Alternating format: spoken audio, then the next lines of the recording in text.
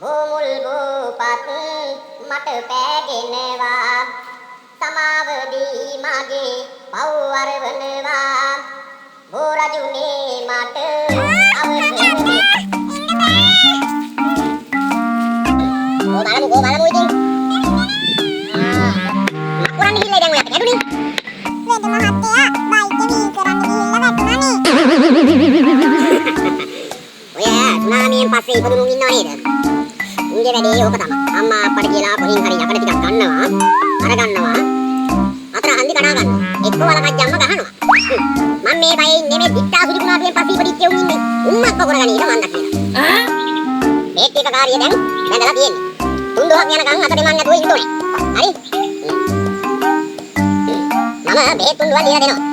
මේ බේ ටික දින 3කට පස්සේ මේක දලවලා හොඳට වංගෙ ටික දාලා කොටලා සබලෙන් චුට්ටක් රත් කරලා ආයෙ බඳින්න ඕනේ.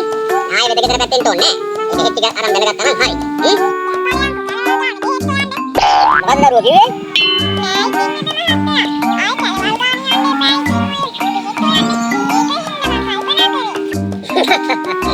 දැන් දරුවෝ ඉස්සර වගේ නෙමෙයි. අපිත් මේ වෙද ගෙවල් පටන් ගත්ත කාලේ ගැලවල් වල ගිහිල්ලා කටු කකුළු ඇල්ලක් එනගෙන. හරි අමාරුවෙන් තමයි ඒ කාලේ බෙහෙත් ඖෂධ ටික හොයාගත්තේ. දැන් දරුවෝ එච්චර අමාරු වෙන්න කාර්යයක් නෑ. ඔය දරුවාට මම ඔය දීපු බෙහෙත් තුන්දුව අරගෙන යන්න කෙලින්ම මෙදිරි සිරියේ ලංකා බැංකුව ඉස්සරහා තියෙනවා 30 ඔසුසල. එතෙන්ට ගියා නම් ඔය හැම බෙහෙතක්ම තියෙනවා.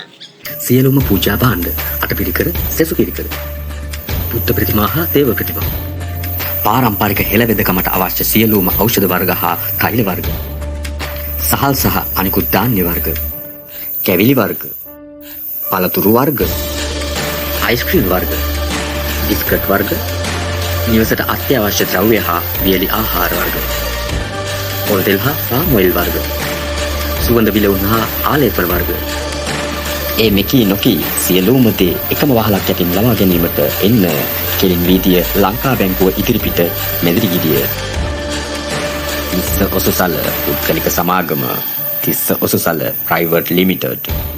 එහෙනම් ළමයෝ වරින් එන්න. අර කියපු වැඩ ටික හරියට කරගන්න. තුන්දොහක් යනකම් දෙමන්නේ එහෙම නෑ ඔයාට ඈ. අම්මේ කොටිය.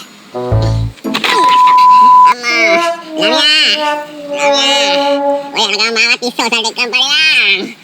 කිලි කිලි මන්නේ කල්තෝකල් මේ මන්නේ කල්තෝකල්